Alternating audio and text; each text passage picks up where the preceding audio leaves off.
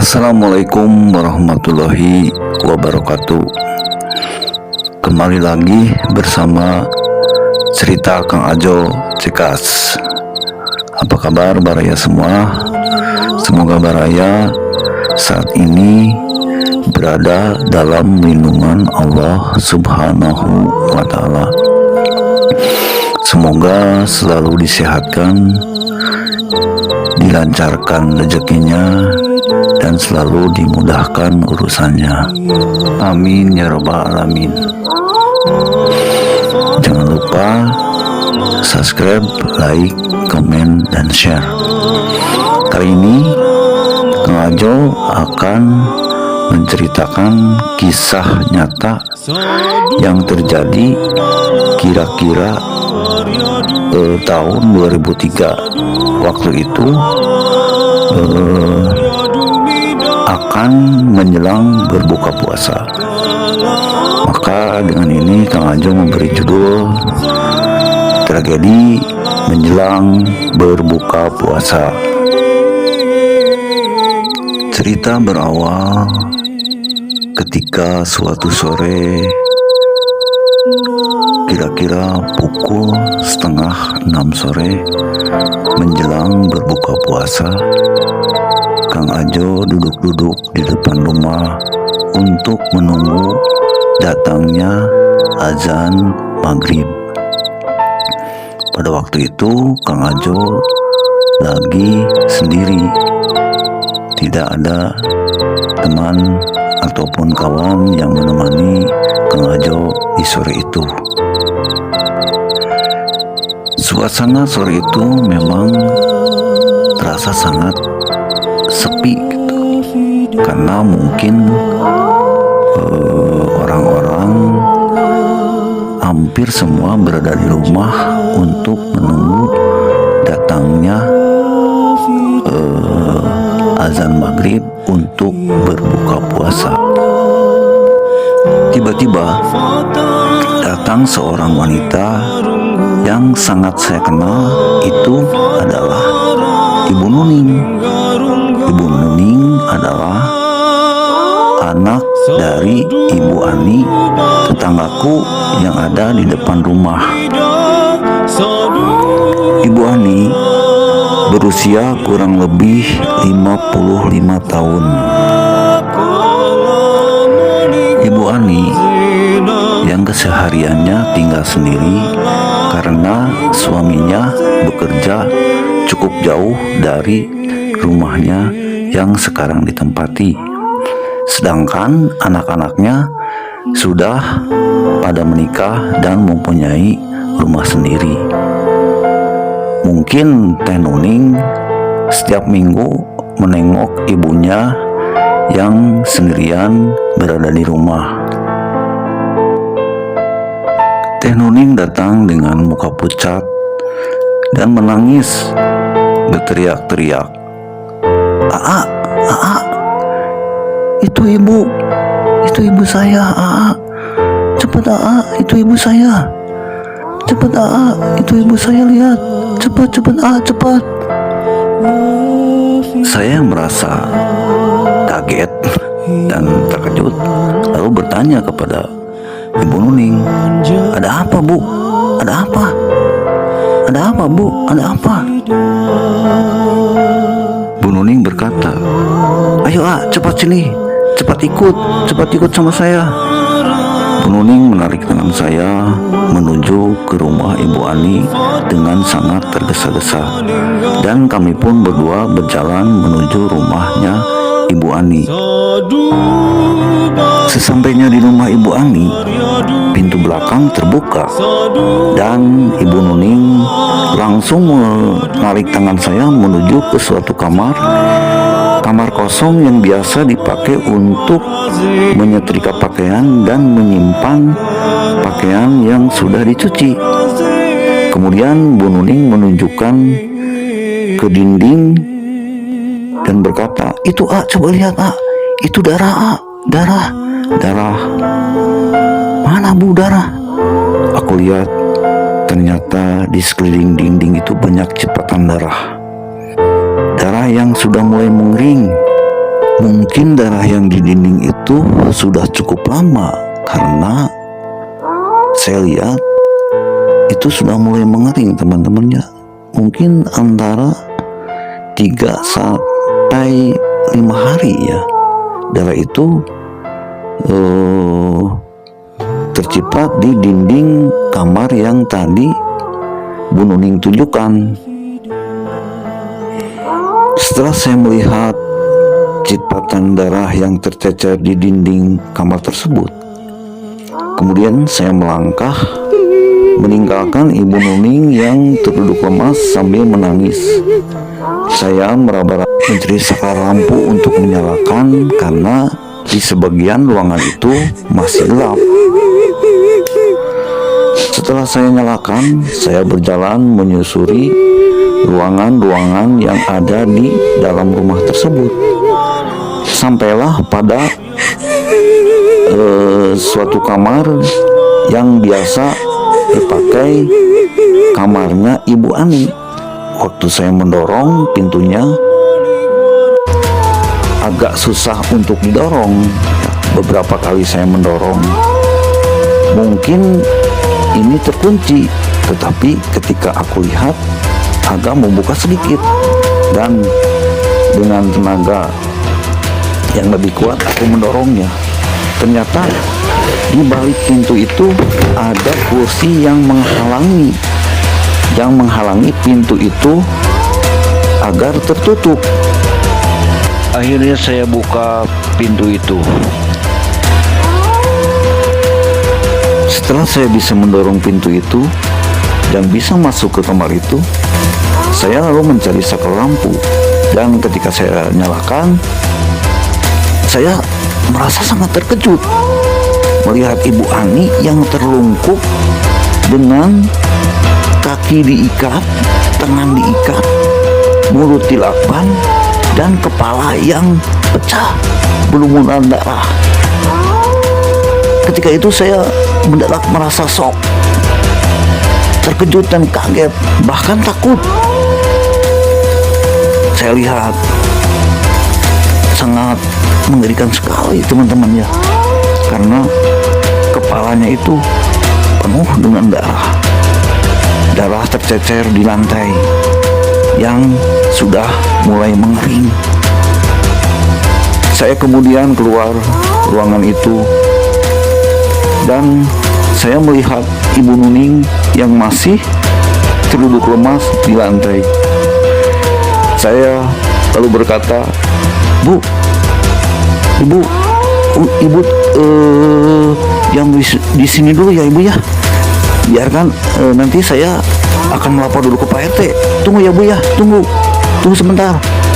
Saya sambil berlari keluar rumah Bu Ani menuju Pak RT dengan tergesa-gesa. Singkat cerita, aku, Pak RT, dan sebagian warga menuju rumah Bu Ani.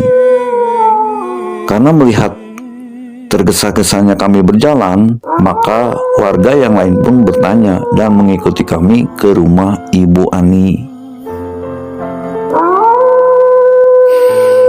Kemudian Pak RT dan warga pun masuk ke rumah Bu Ani menuju ke kamar di mana Bu Ani sedang tertelungkup di lantai dengan luka kepala yang sangat parah sekali ya, karena darah banyak berceceran di lantai kamar itu. Kemudian saya dan Pak RT menuju ke kantor polisi untuk melaporkan kejadian tersebut. Kemudian pihak kepolisian pun datang ke rumah TKP ya. Dan para petugas kepolisian menyelidiki rumahnya Bu Ani, termasuk kontrakan-kontrakan yang berada di wilayah rumahnya Bu Ani. Semua yang mengontrak di rumah Bu Ani itu pada keluar, kecuali ada satu kamar yang memang tertutup. itu adalah kontrakan daripada Yanto. Kalau kita melihat cerita ke belakang, Yanto itu adalah pendatang baru yang baru 1 bulan ngontrak di rumah Bu Ani. Ceritanya begini. Pada suatu hari, tetangga Bu Ani yang dekat dengan saya juga adalah supir taksi antar kota. Ketika dia pulang dari Jakarta, semua penumpang sudah diantarkan kecuali Yanto. Yanto pun ngobrol kepada Pak Andi, yaitu supir daripada taksi luar kota itu. Sudah mengobrol-ngobrol, kemudian Yanto menanyakan kepada Pak Andi, mungkin di sekitar rumah Pak Andi ada kontrakan. Dan Pak Andi pun membawa Yanto ke rumahnya Ibu Ani. Dan kebetulan di rumah Bu Ani ada tempat kosong atau kamar kosong yang kemudian Yanto mengontrak di rumah Ibu Ani. Nah, begitulah awal cerita Yanto berada di kampung ini. Kita lanjut lagi teman-teman, ketika polisi sedang melakukan penyelidikan ya teman-teman. Pihak petugas kepolisian pun kemudian mengetuk-ketuk rumah Yanto. Tetapi setelah beberapa kali diketuk, tidak juga ada orang yang membuka pintu rumah Yanto tersebut. Kemudian polisi membuka paksa kamar kontrakan dari Yanto. Dan ketika dibuka,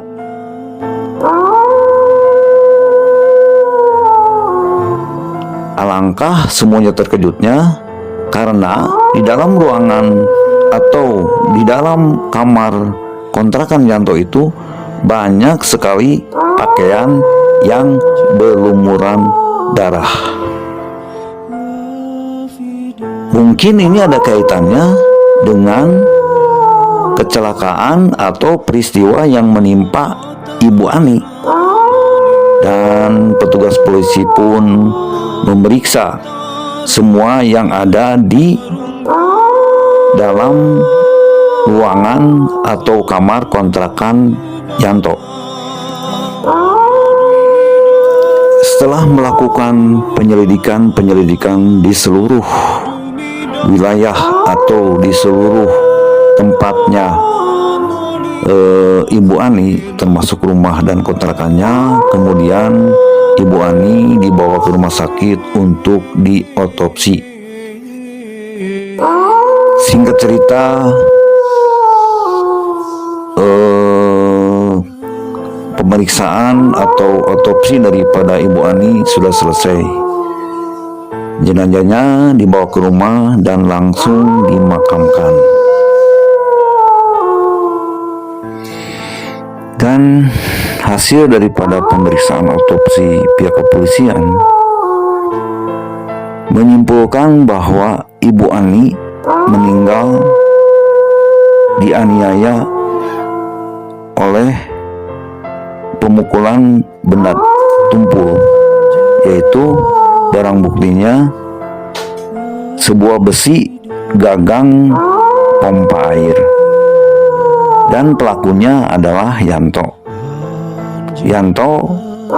yang dikenal berasal dari Palembang, dan dia juga buronan yang melakukan penghilangan nyawa di Palembang,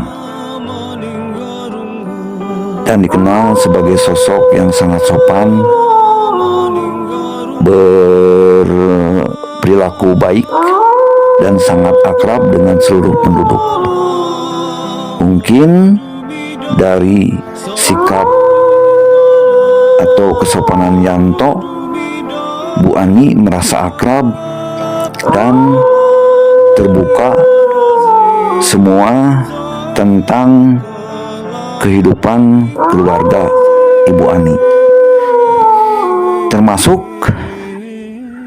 Bu Ani menceritakan niatnya untuk naik atau untuk beribadah haji.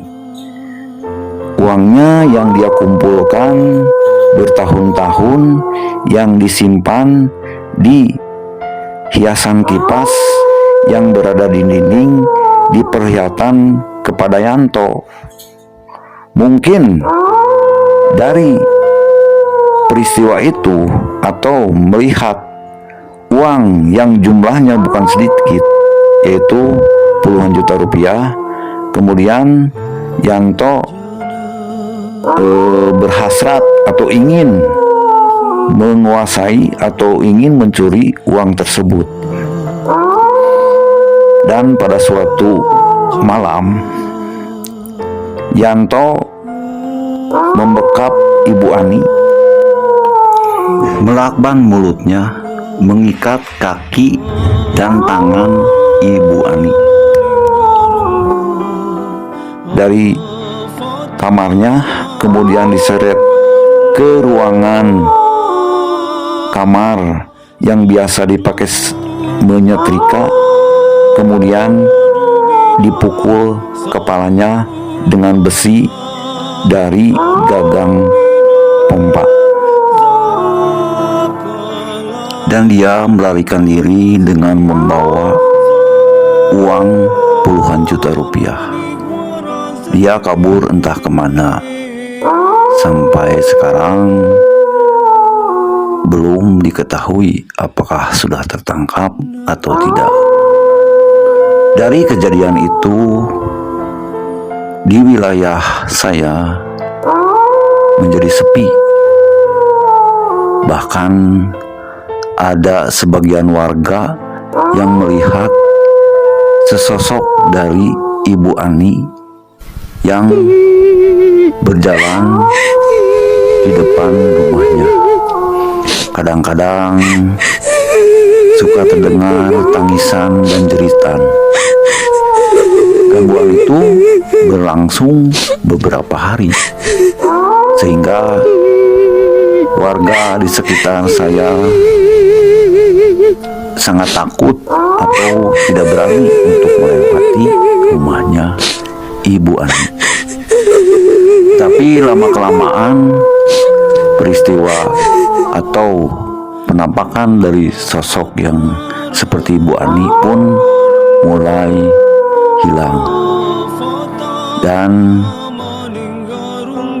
Yanto pun masih dalam pencarian pihak kepolisian.